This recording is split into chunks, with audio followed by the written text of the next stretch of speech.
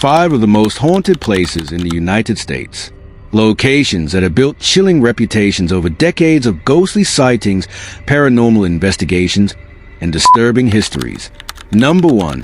The Stanley Hotel. Imagine this. You're driving through the Colorado Rockies. Towering pine trees stretch endlessly into the sky. The road twists and bends, and with every turn, the air feels thinner, colder. Then suddenly you see it. Perched high on a hill, gleaming white against the backdrop of jagged mountains, stands a hotel. Its red roof glows under the fading sunlight, and its wide verandas stretch outward, as if waiting to embrace you or trap you. This is the Stanley Hotel in Estes Park, Colorado. From a distance, it looks almost serene, but the moment you step inside, you feel it. A heaviness, a quiet unease, as if the building itself is alive, holding its breath, watching you. And maybe it is. The Stanley Hotel was born out of dreams and desperation. In 1903, a man named Freeland Oscar Stanley, co-inventor of the Stanley Steamer automobile, was gravely ill with tuberculosis. His doctors gave him less than a year to live. Seeking cleaner air, Stanley and his wife Flora traveled to the crisp mountain climate of Estes Park. Against all odds, the fresh air revived him. He didn't just survive, he thrived. In gratitude, he built a grand hotel. In 1909, the Stanley opened its doors, a lavish resort meant to rival the finest in the country. With its white facade and luxurious interiors, it was a place of elegance and wealth. But beneath its polished exterior, something darker lingered. Tuberculosis may have spared Freeland, but many others weren't so lucky. Estes Park was dotted with sanatoriums and makeshift wards, filled with the dying. The air was thick with the grief of countless souls who never made it home. And when you build on land saturated with death, sometimes the dead stay behind. Decades later, in 1974, the Stanley Hotel nearly closed its doors. Fewer guests came, and its once grand halls echoed with emptiness. That was the year a young writer checked in, one whose imagination would immortalize the hotel forever. Stephen King arrived with his wife Tabitha, hoping for a quiet retreat. They were the only guests that night. The vast, empty corridors seemed endless. The dining hall stood dark, tables set but abandoned, as though the guests had all vanished mid-meal. The bartender poured King a drink in the lounge, but even that moment felt surreal, like a scene waiting to be written. That night, King had a nightmare. He saw his young son running, screaming, down the long hotel hallways. Behind him, something unspeakable chased. When King awoke, heart pounding, he had the skeleton of a story that would terrify millions, The Shining. But here's the unsettling part. Stephen King wasn't the first, nor the last, to sense that something sinister prowled the Stanley Hotel. Among the many rooms, one stands out above all, Room 217. In 1911, a housekeeper named Elizabeth Wilson entered to prepare for arriving guests. At the time, the hotel ran on gas lighting, and there was a leak. When she lit a lamp, the room exploded.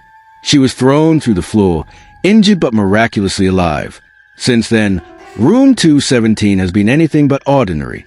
Guests report waking to find their belongings unpacked, neatly folded, as though Elizabeth herself is still tidying the room. Others feel an unseen presence tucking them into bed, gentle, almost motherly. But sometimes, the energy shifts. Guests have fled in the night, swearing that something heavy sat on their chest, pressing the air from their lungs.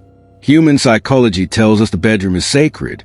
It's where we're most vulnerable, asleep and defenseless. So when the sanctity of that space is violated even by something unseen, the fear becomes primal. We're not just scared. We feel hunted. Another hotspot is a hotel's concert hall, built as a gift from Freeland to his wife Flora, a talented pianist. Guests often hear piano music drifting through the halls late at night. The notes are soft, elegant, but when they follow the sound, the piano is empty. Some say Flora herself still plays, her spirit unwilling to abandon the instrument she loved. Others report seeing her a woman in old-fashioned dress, gliding through the hall before vanishing into thin air. Music is deeply tied to memory. A single note can transport us to a forgotten moment. So when the dead linger, perhaps music is a tether, a bridge between then and now. At the Stanley, the piano doesn't just play. It reminds us that love, grief, and longing don't die easily, But perhaps the most unsettling reports are of children. Visitors have heard laughter echoing down the long, carpeted hallways, the sound of small feet running, doors giggling shut. Yet when they look, the hall is empty. Children represent innocence. Their laughter is usually a comfort. But in the dead of night, in an empty hotel, that sound twists. Innocence becomes uncanny. Sweetness becomes sinister. Our brains rebel, whispering, "This isn't right." One guest swore they woke to see a small boy standing at the foot of their bed, staring silently. When they blinked, he was gone. Deep beneath the hotel lies a network of tunnels, once used by staff to move unseen. Down here, in the cool, musty dark, people often report shadow figures moving just beyond the reach of their flashlight. The human mind is wired to fear the dark. Our ancestors survived by noticing movement in the shadows, by trusting the instinct that said, "Something is there." At the Stanley, that instinct comes alive. Guests leave shaken, swearing they weren't alone. Why does the Stanley Hotel grip us so deeply? It's not just the ghosts. It's the way it plays on our most basic fears. Isolation. Endless hallways remind us of dreams where we run but never escape. Invasion. Bedrooms, our safe spaces, become places of dread. The uncanny. Laughter, music, movement, all normal, until they happen when no one is there. The Stanley isn't just haunted by spirits. It's haunted by the fragility of the human mind, by the things we fear in silence, and by the possibility that maybe, just maybe, we're not imagining it after all. Today, the Stanley embraces its haunted reputation. Ghost tours run nightly. Paranormal investigators bring cameras, recorders, and gadgets, all hoping to capture proof. And they do. EVP's electronic voice phenomena pick up whispers, sometimes calling names. Guests snap photos filled with orbs, faces, and shadowy figures. One team recorded a child's laughter on tape, though no children were staying at the hotel that night. Skeptics argue it's suggestion. You expect to feel fear, so your brain invents it. But when hundreds of people report the same encounters, when seasoned investigators leave shaken, it becomes harder to dismiss. The Stanley Hotel stands as a paradox. It is beautiful, elegant, drenched in history, but it is also a vessel for something unexplainable. Maybe it's the spirits of those who died there. Maybe it's a lingering trauma of tuberculosis patients, of the explosion in room 217, of countless stories untold. Or maybe it's something older, something rooted in the land itself. When you walk its halls at night, when the lights flicker and the air grows cold, you understand why Stephen King couldn't sleep, why his mind conjured horrors lurking just out of sight. Because at the Stanley Hotel, you don't need to imagine ghosts. The building does it for you. And if you stay long enough, you might just hear the piano. You might hear children laughing. You might feel the weight of unseen hands on your chest as you lie in bed, gasping for air. And you'll know you're not alone. Number 2, Eastern State Penitentiary.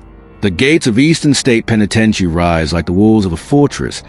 Tall, gray stone, jagged against the Philadelphia sky. From the outside, it looks less like a prison and more like a medieval castle, with its looming watchtowers and narrow slit windows. But when you step inside, the air changes. The noise of the city fades away, replaced by an eerie silence. The corridors stretch endlessly, their vaulted ceilings cracked with age, their shadows stretching like claws. You feel it immediately. This isn't just a building. It's a tomb for the living, and perhaps the dead. Eastern State Penitentiary opened in 1829, a bold experiment in criminal justice. Before then, prisons were chaotic places of overcrowding, filth, and violence. Eastern State was different. It was built on the Pennsylvania system, a philosophy that believed isolation could purify the soul. Inmates were locked away in solitary cells, each with a small skylight called the Eye of God.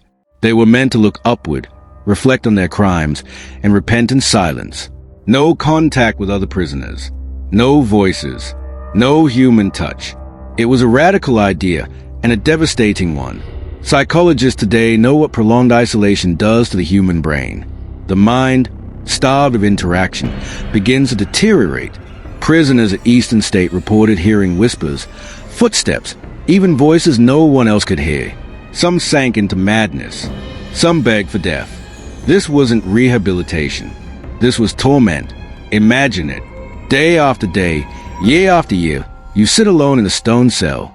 The only sound, the drip of water, the shuffle of your own feet, the echo of your own breath. No voices, no laughter, not even the comfort of anger or argument. At first, you might talk to yourself. Then you might hear something answer back. A whisper at the edge of your hearing. A voice in the dark. Is it real? Or is it your mind unraveling? That's the power of Eastern State. Even today, when the prison is abandoned, visitors report the same things. Whispers, cries, shadows darting across cells. As if the madness never left. As if it seeped into the walls. One of Eastern State's most notorious inmates was Al Capone, the infamous Chicago gangster. In 1929, after the St. Valentine's Day Massacre, Capone was convicted of carrying a concealed weapon and sent here. But even the most powerful gangster couldn't escape Eastern State shadows. Capone claimed that every night, he was haunted by the ghost of James Clark, one of the men murdered in the massacre. Guards reported hearing Capone screaming, pleading with the empty air, "Jimmy, leave me alone." Think about that. A man who ordered countless killings. A man who commanded fear across America. Reduced to a trembling figure, tormented by something no bullet could kill. That's a kind of fear Eastern State inspires, a kind that cuts deeper than punishment. Each cell block of Eastern State has its own legends. Cell Block 4, visitors report shadow figures darting across the walls, vanishing when chased. Cell Block 6, strange whispers echo down the corridor, sometimes calling names. Cell Block 12, perhaps the most infamous guard and tourists alike describe disembodied laughter, doors slamming shut, and screams in the night. One story tells of a locksmith working in Cell Block 4. As he drilled into a cell door, he felt a sudden, overwhelming force sweep through him. He collapsed, unable to move, as visions of twisted faces and dark shadows swirled around him. When it ended, he was left trembling, convinced he had unlocked something that should never have been disturbed. What makes Eastern State so disturbing isn't just its ghost, it's a way it attacks your mind. We fear what we can't see. We fear silence, because silence makes the smallest noise thunderous. We fear confinement, because our instincts crave freedom. Eastern State combines all of these. Standing alone in a crumbling cell, the light dim, the air heavy, you begin to feel the same dread the prisoners felt. The silence amplifies every heartbeat, every breath. And in that heightened state, the brain becomes a traitor. A shadow becomes a man. A whisper becomes a scream. But sometimes, it's not all in your head. Sometimes, other visitors hear it too. Paranormal investigators flock to Eastern State, drawn by its reputation as one of the most haunted places in America. And the evidence they capture is chilling. EVP recordings pick up voices sometimes begging, sometimes threatening. Thermal cameras catch human-shaped figures in empty corridors. One team recorded a blood-curdling scream that echoed through the cell blocks, though not a single person was inside at the time. Skeptics argue it's imagination, that the mind plays tricks in places of fear. But even seasoned investigators, people who've explored dozens of haunted sites, admit Eastern State feels different. Heavier, more oppressive, as if the building itself resents your presence. Today, Eastern State is a historic site, open for tours. Thousands walk its halls every year, learning about its dark past. But many leave with more than just history. Some describe feeling watched, their skin crawling as if unseen eyes follow them. Others claim to see figures standing in doorways, only to vanish when approached. A few faint, overcome by an invisible weight pressing down on their chest. One woman reported walking past a cell and seeing a man sitting inside, head bowed. She thought he was part of the exhibit, until the guide told her that cell was empty and had been for decades. Eastern State Penitentiary closed in 1971. Its system of isolation was deemed cruel, inhumane, a failed experiment in rehabilitation. The prisoners were moved, the doors locked, the building left to decay. But you can't just lock away suffering. You can't erase the madness of thousands of minds breaking in silence. That kind of torment leaves scars, not just on people, but on places. Eastern State is more than haunted. It's cursed by the weight of human misery. Every whisper, every shadow, every chilling scream is a reminder of what happens when punishment crosses into cruelty. As you walk out of Eastern State, back into the light of day, relief washes over you. But something lingers. The images of dark corridors, the weight of silence, the whispers in your ear. And maybe you wonder, was it just your imagination? Or did something follow you out? Eastern State Penitentiary may be abandoned, but it has never been empty. Its walls still breathe with the echoes of madness. Its shadows still move with the restless dead. And if you listen closely, even now, you might hear the faintest whisper. A voice carried through time. A voice that never found freedom. Because at Eastern State, no one ever really leaves. Number 3. The Queen Mary. In the harbor of Long Beach, California, a massive ship looms above the waterline. Its black hull and red smokestacks are unmistakable, a ghost of another era. At first glance, the IMS Queen Mary looks magnificent, an artifact of history, a monument to engineering. But as you walk closer, a chill slides down your spine. Ships are supposed to feel alive, bustling, filled with movement. But this one, it feels different. Silent, waiting, almost watching. From the moment you step on board, the air feels heavy. And if you stay long enough, you will discover why so many believe this ship is more than just a relic. The Queen Mary isn't just a piece of history. It's a graveyard, a floating city of spirits. The Queen Mary was launched in 1936, a marvel of British engineering. Longer than the Titanic, faster than most military vessels, and built for luxury, it was called the grandest ocean liner in the world. Celebrities, royalty, and politicians all walked its polished decks. Imagine glamorous parties in the first-class ballroom, champagne glasses clinking, jazz music echoing across the Atlantic. The ship was a palace at sea. But grandeur always cast a shadow, because when World War II erupted, the Queen Mary's fate would change forever. The Queen Mary was stripped of her luxury, painted dull gray, and transformed into a troop ship. She ferried thousands of soldiers across the ocean, dodging enemy submarines and carrying men toward war. It was during this time she earned her eerie nickname, the Grey Ghost. But the war left scars on the ship, scars that don't heal. One of the darkest incidents happened in 1942. While zigzagging across the sea to avoid U-boats, the Queen Mary accidentally collided with one of her own escorts, the HMS Curacoa. The smaller ship was split in two, sinking within minutes.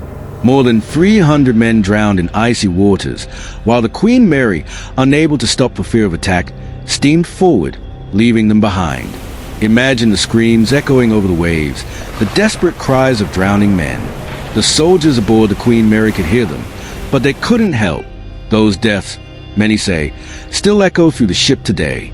After the war, the Queen Mary was restored to her glamorous self, once again carrying civilians across the Atlantic. But she was never the same. Too much blood had soaked into her steel. Too many souls had been lost. By 1967, air travel had replaced ocean liners, and the Queen Mary made her final voyage to Long Beach, where she was permanently docked as a hotel and museum. That's when the hauntings began to surface. Deep below deck lies the engine room, a labyrinth of metal catwalks, pipes, and machinery. It's loud, claustrophobic, and disorienting environment that already unsettles a human mind. But in one corner of the engine room, near door 13, tragedy struck. A young sailor was crushed to death when the heavy watertight door slammed shut unexpectedly. To this day, visitors and staff report seeing a man in overalls roaming the area. Some see him vanish into thin air. Others feel sudden cold spots, the air thick with dread. But the most terrifying reports come from those who say they see him standing right beside the massive door, staring silently, his face pale, his body mangled. The psychology here is powerful. Mechanical spaces are already alien to most people. The clang of steel, the hiss of steam, the claustrophobic tunnels all play on our instincts. Our brains scream danger. Add a violent death, and suddenly every shadow feels alive. Perhaps the most famous hauntings on the Queen Mary happened in the first-class swimming pool, a once beautiful Art Deco chamber now empty of water. The pool has been dry for decades, but some say its former guests never left. Visitors hear the sound of splashing water and the playful giggles of women. Wet footprints appear mysteriously on the tile floor. Ghostly figures of women in vintage bathing suits often seen strolling along the deck, only to vanish into thin air. One legend speaks of a young girl named Jackie, said to have drowned in the pool. Many claim to hear her calling for her mommy, her voice echoing through the chamber. Paranormal investigators have even recorded her voice sweet, small, heartbreaking. Children's ghosts are among the most unsettling. They represent innocence, twisted into something uncanny. Hearing laughter in an abandoned pool isn't comforting. It's terrifying. It flips your sense of reality upside down. If there's one part of the ship most feared, it's cabin B340. Guests who dared to spend the night here reported sheets being ripped off their beds, faucets turning on by themselves, and violent knocking on the walls. Some woke to find scratches carved into their skin, as if something unseen had attacked them. The activity was so extreme that the cabin was closed for decades. Only recently has it reopened, now marketed as the most haunted room on the ship. The psychological effect of a space like cabin B340 is immense. A bedroom is supposed to be safe as sanctuary. But when that space becomes hostile, when even your bed betrays you, the human mind can't cope. Sleep becomes impossible. Fear becomes constant. That's why this room breaks so many who enter. The Queen Mary is filled with smaller hauntings too. In the ship's bow, visitors claim to hear the cries of drowning sailors from the Curaçao tragedy. In the hallways, guests hear footsteps pacing behind them when no one is there. In the second-class pool, now abandoned, strange shadows move along the walls.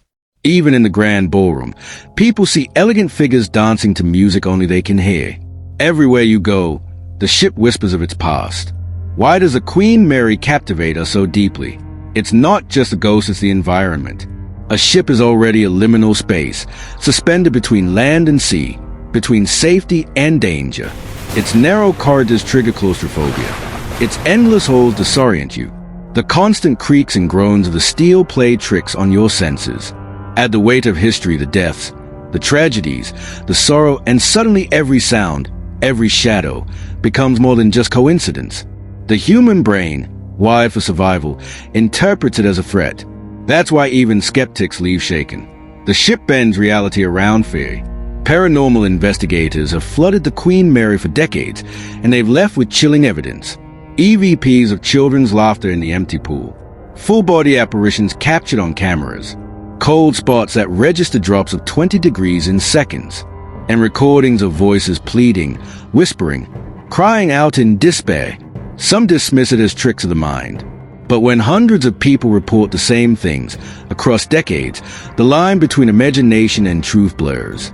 Some believe the Queen Mary herself to steal the rivets absorb the energy of everything it witnessed. That the ship is alive, in a way. It has carried joy and laughter. It has carried fear and death. It has carried souls who never returned. And maybe those emotions, those tragedies, have seeped into its bones, replaying themselves over and over. That's why, they say, you can never truly be alone on the Queen Mary. The ship remembers. Today, the Queen Mary is docked permanently, a tourist attraction, a hotel, a museum. But to call it just that is to ignore the deeper truth. It is a vessel still at sea adrift between life and death, between the living and the dead, a ship that will never complete its voyage. When you stand in its holes at night, when you hear the laughter of invisible children, when the shadows move at the edge of your vision, you realize something. The Queen Mary isn't haunted because people tell ghost stories. The Queen Mary is haunted because it refuses to let go of its past. And when you step off, back onto dry land, you can't help but wonder, did something follow you? Or is the ship itself calling you back, whispering that your voyage on the Grey Ghost isn't over? Because on the Queen Mary, no one ever really disembarks. Number 4. Waverly Hills Sanatorium. At the edge of Louisville, Kentucky, rising above the trees, sits a massive, foreboding structure. A Gothic building of brick and stone, with long, dark corridors that stretch like veins through its core. This is Waverly Hills Sanatorium, one of the most haunted places in America. Even in daylight, it looks menacing. But when the sun dips behind the hill and night consumes the forest, the building changes. It doesn't just look abandoned, it looks alive. And what lingers inside has terrified generations of visitors. To understand why Waverly Hills is haunted, you must first understand what it was. In the early 1900s, Louisville was hit hard by tuberculosis, known then as the White Plague. The disease spread fast, carried through the damp valleys and river air. There was no cure. Families watched loved ones waste away, coughing blood, gasping for breath, growing weaker every day. In 1910, Waverly Hills opened its doors as a tuberculosis hospital. It was a place meant for treatment, but in truth, it was a city of the dying. Thousands passed through its halls, and thousands never left. Estimates say more than 63,000 patients died within these walls. And when a place collects that much death, it doesn't simply become empty when the doors close. It becomes something else entirely. Perhaps the most infamous part of Waverly Hills is the body chute.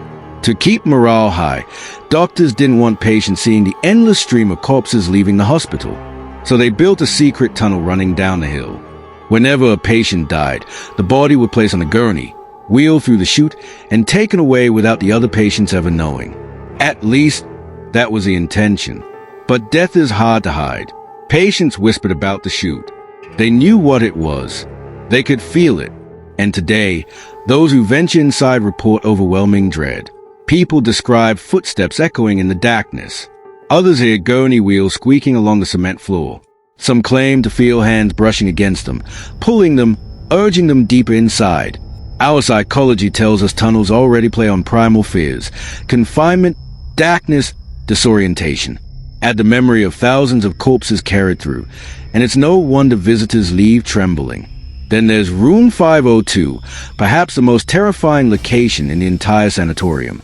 The story goes that in 1928, a nurse working in the tuberculosis ward discovered she was pregnant out of wedlock, something considered deeply shameful at the time. In despair, she hanged herself from the rafters of Room 502. Years later, another nurse reportedly threw herself from the same window, her body crashing onto the pavement below.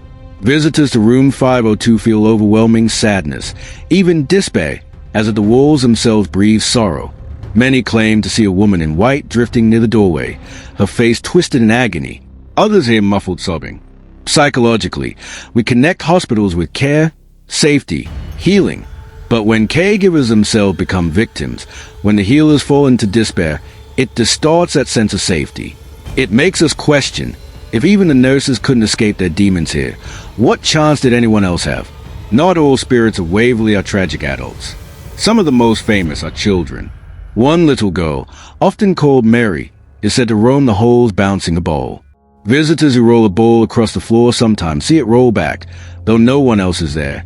Another figure often spotted is a boy named Timmy, also seen playing with a ball, peeking shyly around corners. On the surface, child spirits might seem less frightening, but in truth, they are among the most disturbing. Children represent innocence. To see that innocence bound to a place of suffering twists our emotions. Their laughter becomes unsettling. Their games become reminders of a life stolen too soon. And at Waverly, when you hear a ball bouncing down the hallway, when you hear the faint sound of a child's giggle in the dark, your instinct tells you to run. But not every entity in Waverly Hills was once human. Many visitors speak of something darker. They call it the creeper. It is described as a shadowy figure that crawls on the floor, walls, and even the ceiling. Witnesses say its movements are jerky, unnatural, spider-like. They report overwhelming fear, not just from seeing it, but from feeling it. The creeper radiates pure malevolence, as though it feeds on terror. Psychologists might say this is a human mind trying to make sense of shadows, heightened by fear. But so many people describe the same thing, the same crawling figure, the same sense of suffocation. Whatever it is, the creeper is no ordinary ghost, and those who see it never forget. The sanatorium itself seems alive with sound. Visitors hear coughing, the rattling breaths of unseen patients. Disembodied voices call names in the dark. Shadow figures dart across empty hallways. Some report the feeling of being watched by hundreds of unseen eyes. One of the most chilling accounts is of screams, blood-curdling, echoing through the corridors, though no living soul is there. For the patients of Waverly, every cough, every gasp, every death created a tapestry of suffering. And now, those sounds repeat endlessly, burned into the stone and steel. Why does Waverly Hills terrify even seasoned investigators? It's because the building attacks us on every psychological level. Isolation, long corridors make us feel trapped, disoriented. Decay, crumbling walls remind us of mortality and abandonment. Medical fear. Hospitals already symbolize sickness and death multiplied by thousands. Child spirits. Innocence warped into horror makes us deeply uneasy. Malevolence. The creeper taps into primal fears of predators stalking us in the dark.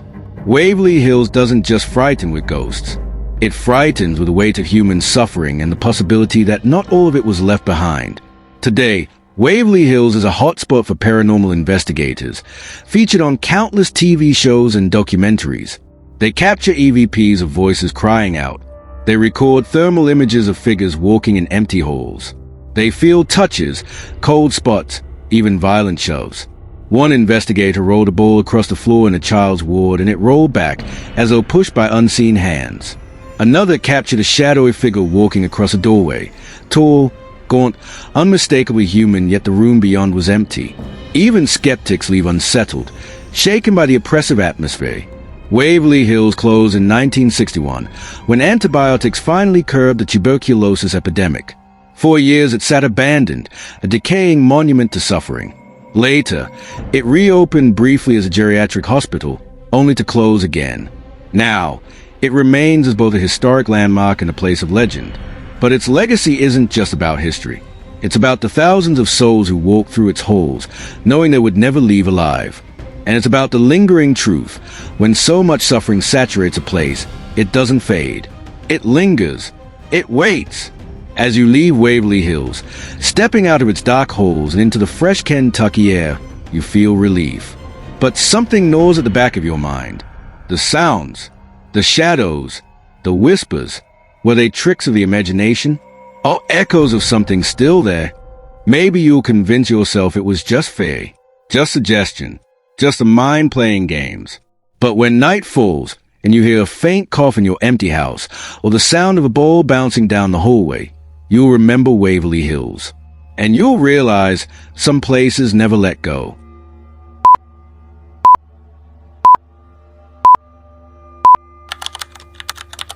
Number 5. The Myrtles Plantation, a house of shadows.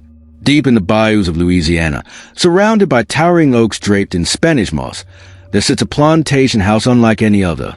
Its white columns gleam in the southern sun. Its wraparound porch invites you with old-world charm. But the moment you step onto its grounds, something changes. The air feels heavier. The silence, deeper. This is the Myrtles Plantation, often called one of the most haunted homes in America. Behind its beauty lies a chilling history of betrayal, murder, and restless spirits. Stories that continue to terrify visitors to this very day.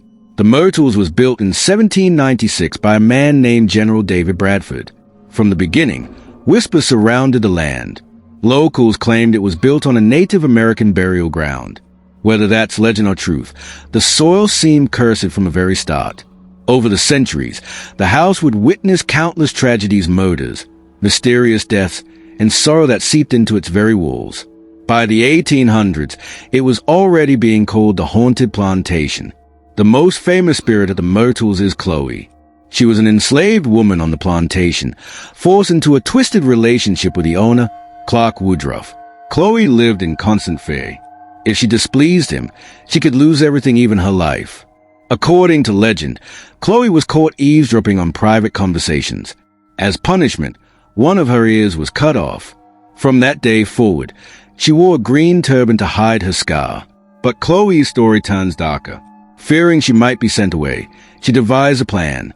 She baked a birthday cake for the family and secretly laced it with poison not enough to kill, but enough to make them sick, so she could nurse them back to health and prove her worth. But something went terribly wrong. Clark's wife and 2 of his children ate the cake and died. When the truth came out, Chloe was dragged from the house by the other enslaved people, terrified of being punished for her crime. They hanged her from a tree.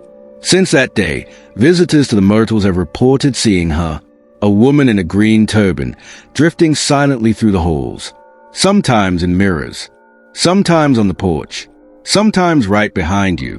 One of the most unsettling tales comes from a large mirror inside the plantation. According to superstition, when someone dies, mirrors must be covered to prevent the soul from getting trapped inside. After the poisoning, the mirrors in the Myrtles were not covered. And today, visitors claim to see the faces of children pressed against the glass, tiny handprints smudged on the surface, though no living child touched it. Tour guides say that no matter how many times a glass is cleaned, those prints always return. From a psychological view, mirrors already unsettle us. They reflect reality, but sometimes our brain sees more than what's there. Add the legend of trapped souls, and every glance into that mirror becomes an invitation to horror. But Chloe's tale is only one of many. The plantation is said to have witnessed at least 10 murders, though not all can be proven. In 1868, a man named William Winter, who lived in the house, was shot on the porch. Bleeding, he staggered inside, climbing the stairs in desperation. He collapsed and died on the 17th step. To this day, visitors claim to hear his final struggle footsteps climbing the stairs, one after another, before stopping abruptly at the 17th step. Other stories speak of a young girl who died of yellow fever, her cries echoing in the nursery. Some report seeing a woman in antebellum dress, believed to be one of the mistresses of the house, standing silently in the windows when no one is inside. Every corner of the Myrtles seems to hold a tragedy. What makes the Myrtles truly terrifying is not just the ghost stories, it's a feeling. Guests who stay overnight describe waking in the middle of the night to the sound of footsteps pacing the hallway.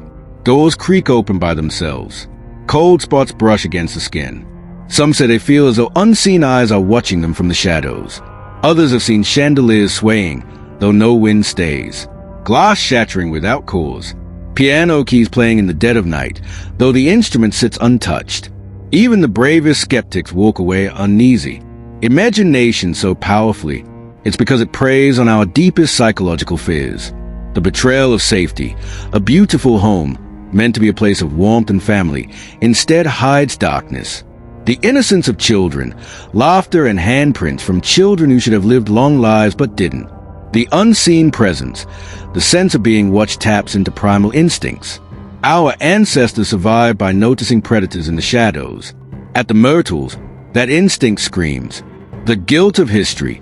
The house forces us to confront America's past, the cruelty of slavery, the suffering inflicted, the lives lost. That weight lingers in the air. The Myrtles is not just haunted by spirits. It's haunted by the human condition itself, fear, pain, betrayal, and death. Today, the Myrtles Plantation operates as a bed and breakfast. Guests come seeking history, and many leave with stories they can't explain. Some capture photographs of Chloe, the woman in the turban, standing in the background. Others record strange voices on EVP devices, soft whispers saying, "Help me or don't go." One guest swore she felt a child tug on her dress as she walked the hallway. When she turned, no one was there. Paranormal investigators call it one of the most active sites in America. And visitors agree, the moment you step inside, the house breathes around you. The Myrtles Plantation looks serene on the outside, its moss-draped oak swaying gently in the Louisiana breeze. But beneath the charm, it remembers everything. It remembers Chloe's desperation. It remembers children's laughter silenced too soon. It remembers betrayal, blood, and the sorrow of generations. And maybe that's why it refuses to rest. Because some places are more than haunted. Some places are alive with every tragedy, every whisper, every shadow that moves when it shouldn't. The Myrtles Plantation is one of those places. And if you ever find yourself walking at holes, and you catch a glimpse of a woman in a green turban, or hear footsteps on the stairs when you know you're alone, remember this. At the Myrtles, the past is never gone. It's waiting, watching, ND sometimes. It reaches out,